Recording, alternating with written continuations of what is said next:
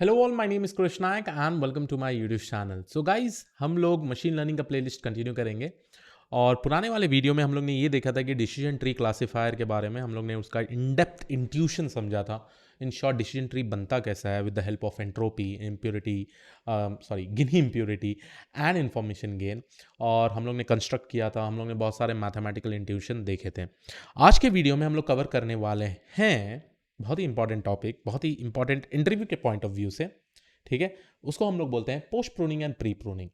अब post pruning और pre pruning क्या होता है? प्रूनिंग मतलब क्या है? प्रूनिंग प्रूनिंग देखिए, आप प्रॉब्लली गार्डन में देखे होंगे, राइट? कभी भी कोई झाड़ ज़्यादा बढ़ जाता है या वीड्स आते हैं, हम लोग उसको कट करते हैं, राइट? तो हम लोग उसको प्रून करते हैं सो दैट उसको डेकोरेट करके हम लोग अच्छा दिखाएं, राइट?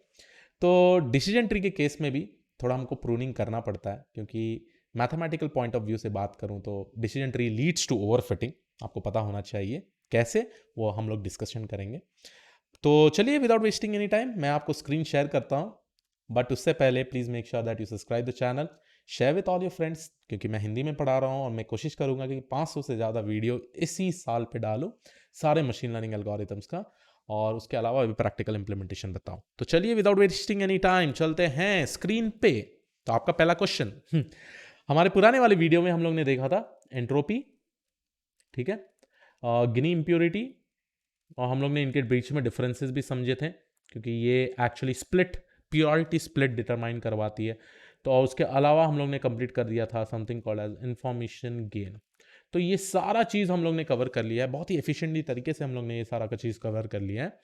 लेट्स से और आज के वीडियो में जैसे मैंने बात किया था, पोस्ट प्रूनिंग और प्री प्रूनिंग के बारे में डिस्कशन करेंगे, ठीक है?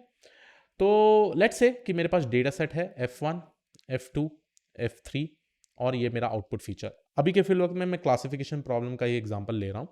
तो जैसे हमारे पास ये सारे फीचर्स होंगे, आपको पता है हम लोग क्या करते हैं। पहली बात तो डिसीजन ट्री कंस्ट्रक्ट करते हैं। डिसीजन ट्री कंस्ट्रक्ट कर लिए, समझ लीजिए ये मेरा डिसीजन ट्री है। मैंने यहाँ F1 रूट नोड ले लिया है। कैसे रूट नोड लेते हैं आपको पता ही है, इन्फॉर्मेशन गेन के हिसाब से। और मैंने ऐसे डिवाइड करना स्टार्ट कर दिया है, लेट्स से, और ये हो गया और ये भी हो गया, ठीक है। लेट्स से कि मेरे को ये वाले डेटा सेट का इस तरीके का डिसीजन ट्री मिला है, ठीक है। अभी जो ये डिसीजन ट्री कंस्ट्रक्ट हुआ है, आपको पता है कि हम लोग जब डिसीजन ट्री बनाते हैं, अगर हम कोई पैरामीटर्स ना सेलेक्ट करें तो वो पूरा का पूरा लीफ नोड तक स्प्लिट करते जाएगा। तो यहां पे जो आपको ये सब दिख रहा है, राइट, ये सारे लीफ नोड्स हैं। ये ये ये सारे लीफ नोड्स हैं, राइट। तो ये पूरा इन डेप्थ पूरा पूरा लीफ नोड तक स्प्लिट हो चुका है, क्योंकि अभी हम लोग ने कोई पैरामीटर सेलेक्ट नहीं किया है। थोड़े हाइपर पैरामीटर्स भी होते हैं जिससे हम लोग क्या, लीफ नोड तक नहीं, कुछ प्रूनिंग टेक्निक्स हम लोग अप्लाई कर सकते हैं, उसके बारे में जस्ट बात करता हूं। अब इस सिनेरियो में क्या होगा, हमेशा it leads to something called as overfitting. Overfitting हमेशा होता है इस सिनेरियो में। क्यों? क्योंकि जो ये डिसीजन ट्री बना है, राइट, ये ऑब्वियसली आपको पता है ट्रेनिंग डेटा सेट से बना है, राइट। अब ट्रेनिंग डेटा सेट से आप कभी भी कोई डिसीजन ट्री बनाते हैं पूरा लीफ नोड तक, तो ऑब्वियसली जब आप टेस्ट डेटा लेंगे तो एक्यूरेसी ऑब्वियसली कम देगा ये, है ना। तो उस सिनेरियो को हम लोग क्या बोलते हैं? ओवरफिटिंग कंडीशन, ठीक है। तो ओवरफिटिंग कंडीशन इस टाइप के डिसीजन ट्री से बहुत हो सकता है। अब इसको अगर हमको प्रिवेंट करना है तो कैसे करेंगे? तो इसके लिए हम लोग यूज करते हैं दो स्टेप। एक है पोस्ट प्रूनिंग। पोस्ट प्रूनिंग नाम से ही आपको पता चल रहा है पोस्ट प्रूनिंग क्या है, और प्री प्रूनिंग। अब मैं आपको डेफिनेटली तो बताऊंगा ही क्या है क्या नहीं है पोस्ट प्रूनिंग। तो पोस्ट प्रूनिंग फर्स्ट अगर मैं पॉइंट लेता हूं, पोस्ट प्रूनिंग आपको ओवरफिटिंग से कैसे बचाता है। पोस्ट प्रूनिंग जैसे नाम बोलते हैं आपको, पोस्ट पोस्ट मतलब पहले आप डिसीजन ट्री बनाइए, ठीक है, उसके बाद उसको कटिंग करना स्टार्ट करिए। कटिंग करना स्टार्ट करिए, आपको हिंदी में बता रहा हूं। उसका मतलब उसके बाद आप बेसिकली डिफाइन करिए कि उसका डेप्थ कितना होना चाहिए, है ना, उसके मैक्सिमम फीचर जो आप ले रहे हैं स्प्लिट करने के लिए वो कितना होना चाहिए। बहुत सारे डिफरेंट डिफरेंट पैरामीटर्स है। अभी फिल वक्त में मैक्स डेप्थ एक पैरामीटर है इसमें, उसके हिसाब से आपको समझाता हूं। लेट्स से ये वाले नोड में हमारे पास था 9 yes एंड 2 no's, ठीक है। 9 yes एंड 2 no's ये मेरा आउटपुट है, ठीक है। अब मैं ये 9 yes और 2 no's में देखूं, ये फिर भी अभी इम्प्योर स्प्लिट है, तो मैं इसको क्या किया और स्प्लिट कर दिया। अब यहां मेरा आ गया 9 yes और यहां आ गया मेरा 2 no's, ये हो गया 0 no's, ये हो गया 0 yes, ठीक है। तो यहां आप देखिए ये बेसिकली हमारा लीफ नोड बन गया, है ना, लीफ नोड बन गया। तो ये बढ़िया है, आपने स्प्लिट कर दिया पूरा लीफ नोड तक, ठीक है। बट आप समझिएगा इस यहाँ पे the number of yes and nos का रेशियो देखिए आप। यहाँ जब आप 9 यस बोलते हैं, यहाँ पर रेशियो काफी ज्यादा है यस का, आपको ये स्प्लिट करने की जरूरत ही नहीं थी। जब भी कोई डेटा पॉइंट मेरा ये नोड पे आता, बाय डिफॉल्ट कौन सा सबसे ज्यादा है, यस ज्यादा है, तो मैं इसका आउटपुट यस ही कर देता ना, आपको और स्प्लिट करने की जरूरत नहीं थी, राइट।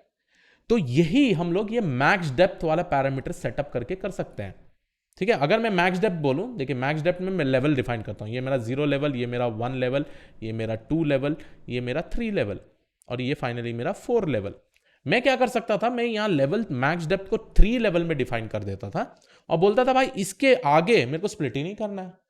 तो यहां क्या हो गया, मैंने ये ओवरफिटिंग कंडीशन बचा दिया, क्योंकि जब मेरा नया टेस्ट डेटा सेट आएगा, ठीक है, ऑब्वियसली हम लोग ने हाइपर पैरामीटर ट्यून, ये एक हाइपर पैरामीटर ट्यूनिंग हो गया, टेक्निक हाइपर पैरामीटर हो गया, ठीक है। और मैं ये हाइपर पैरामीटर के साथ ऑब्वियसली यहां पे एक रेस्ट्रिक्शन डाल दिया, भाई आप स्प्लिट यहीं तक कर सकते हो, उसके आगे नहीं जाओगे आप, ठीक है। तो इस तरीके से ट्रेनिंग डेटा का भी अच्छा से आउटपुट देगा और टेस्ट डेटा का भी अच्छे से आउटपुट देगा। तो उस कंडीशन में हमारा क्या हो रहा है, ओवरफिटिंग को हम लोग नॉर्मल बना दे रहे हैं, ठीक है, ओवरफिटिंग को हम लोग रिड्यूस कर रहे हैं इन शॉर्ट, ठीक है।